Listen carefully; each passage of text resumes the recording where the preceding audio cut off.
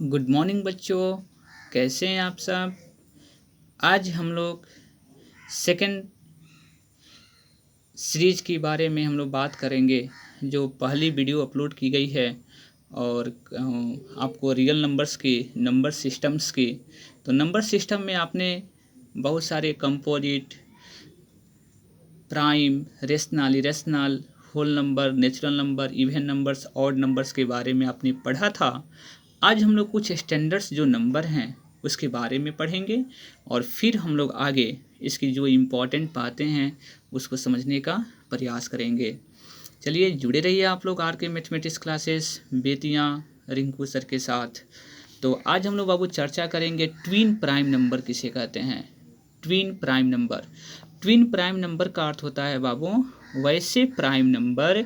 देखिए ट्विन का अर्थ होता है, मतलब ट्विन तो समझ रहे होंगे, जिसको बोलते हैं जोड़ा बोलते हैं, यानी कि पेयरिंग, यानी कि प्राइम नंबर्स का पेयर होगा और दोनों नंबर्स के बीच में मात्र एक नंबर का गैपिंग होगा। इसको कंसेक्यूटिव नंबर भी आप कह सकते हैं।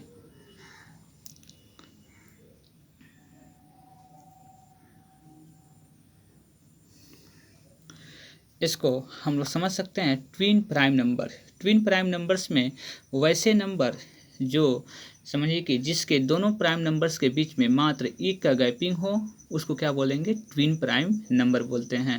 जैसे 2, 3, क्या टू ट्विन प्राइम नंबर होगा? तो प्राइम नंबर तो दोनों हैं, लेकिन दोनों के बीच में कोई ऐसा नंबर आपको इसमें मिस नहीं हुआ है। मिस होने का अर्थ क्या हुआ, दोनों यह लगातार हैं, इसके बीच में कोई गैपिंग नहीं है। तो जब गैपिंग नहीं होता है ना, तो आपको ट्विन प्राइम नंबर नहीं होते हैं। यहाँ पे देखिए 3 और 5, देखिए इसके बीच के में क्या छिपा हुआ है, 4 छिपा हुआ है, इसके बीच एक नंबर छूटा हुआ है ना। तो जब भी एक नंबर का गैपिंग हो और दोनों नंबर क्या होना चाहिए, प्राइम नंबर होना चाहिए, तो उसको क्या बोलेंगे, ट्विन प्राइम नंबर बोलेंगे। क्या बोलेंगे हम लोग, ट्विन प्राइम नंबर बोलेंगे।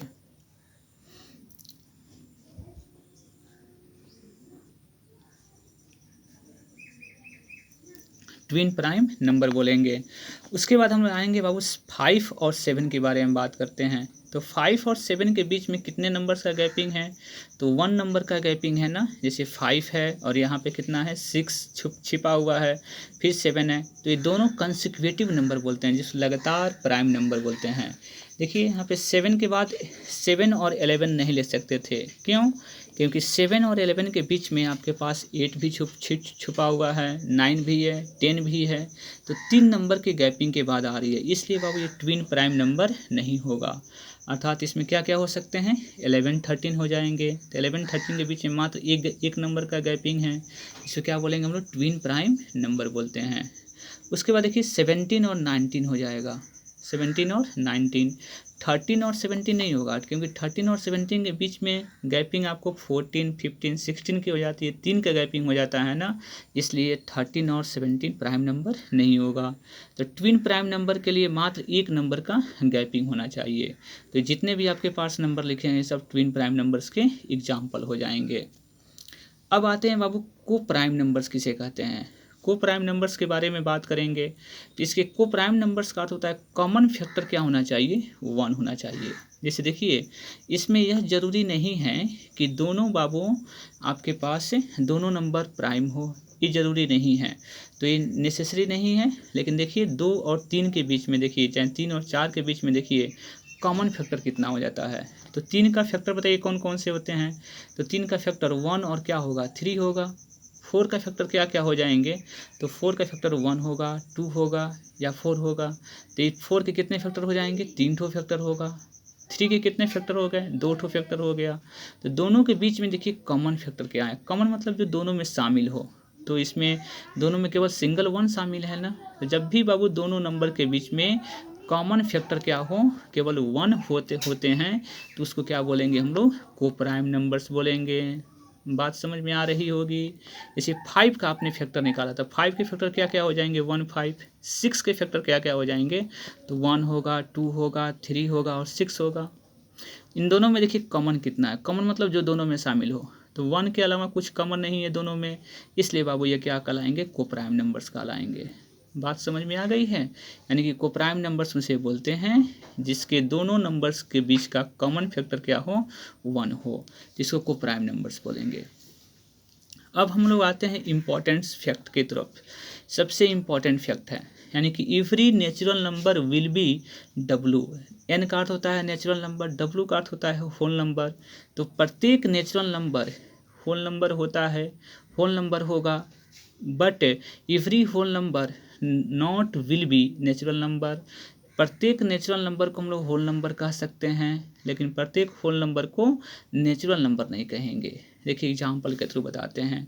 देखिए प्रत्येक जो नेचुरल नंबर है ना, इसमें शामिल है, डब्लू में शामिल है, लेकिन डब्लू के सभी एलिमेंट्स इसमें शामिल नहीं है, क्योंकि जीरो बाबू इसमें नहीं ना है, इसमें नहीं है। इसलिए बाबू प्रत्येक नेचुरल नंबर डब्लू में समाहित हो जाएगा और प्रत्येक होल नंबर नेचुरल नंबर में समाहित नहीं होगा। अर्थात जीरो इसमें है, जीरो इसमें नहीं है, तो दोनों में कौन बड़ा सेट है, तो आपके पास डब्लू बड़ा सेट होगा, क्योंकि जीरो इसके पास एक्स्ट्रा आ गया है। इसलिए कह सकते हैं कि प्रत्येक नेचुरल नंबर होल नंबर हो सकते हैं, लेकिन प्रत्येक होल नंबर नेचुरल नंबर नहीं होंगे। समझ में बातें आ रही होगी। अब हम लोग चलते हैं बाबू कि every natural and whole number will be integers, यानी कि but every integers not will be natural and whole number.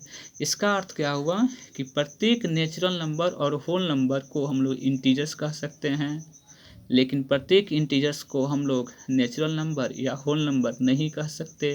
देखिए इंटीजर्स का सेट क्या होता है, तो इंटीजर्स का सेट आपने पढ़ा था, कैसे पढ़े थे, तो माइनस इन्फिनिटी से लेकर प्लस इन्फिनिटी के जितने भी नंबर्स होते हैं सबको क्या बोलते हैं, इंटीजर्स बोलते हैं।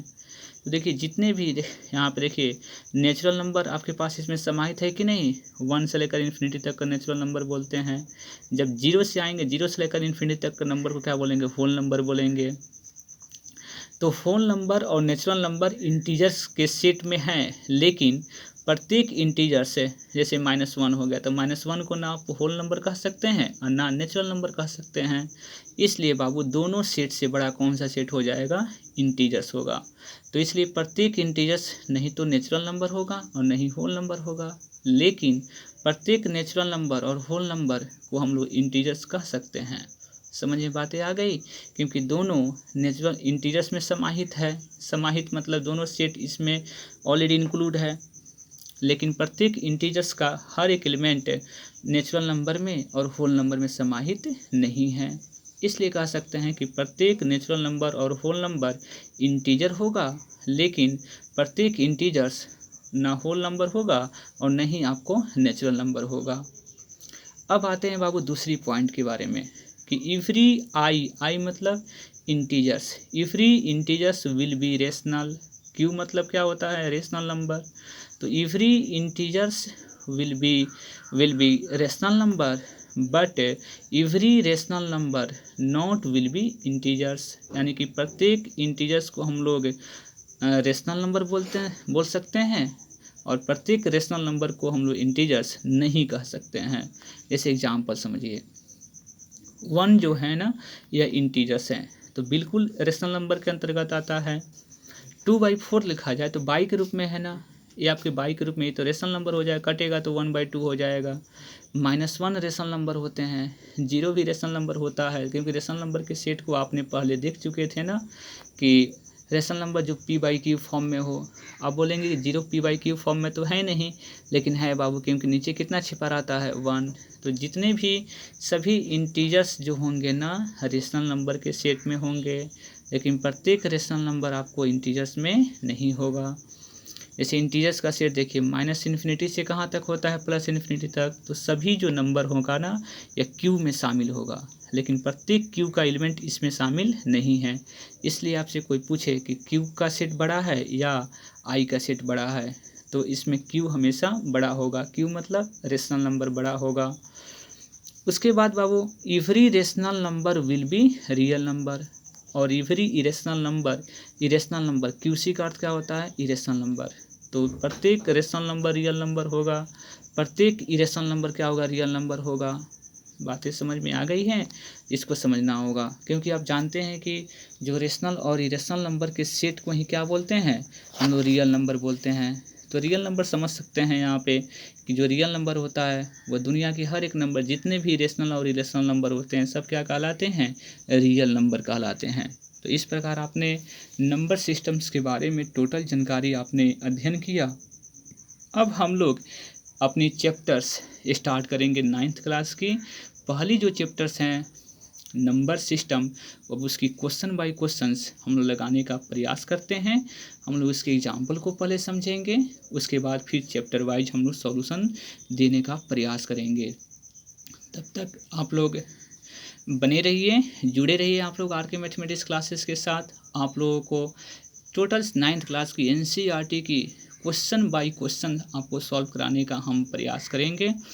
और बस आप लोगों को न्यू अपडेट के लिए आप चैनल्स को सब्सक्राइब कर लें, और आप लोगों को न्यू अपडेट भी इस पर प्रोवाइड किया जाएगा। आप लोगों को 9th 10th 11th 12th BSc competitions जितने भी एक अच्छी प्लेटफॉर्म हैं स्टडीज़ मटेरियल्स के लिए हम प्रोवाइड करने का प्रयास कर रहे हैं। बस आप लोगों के साथ आप लोगों का सहयोग चाहिए। For this thanks, have a nice day.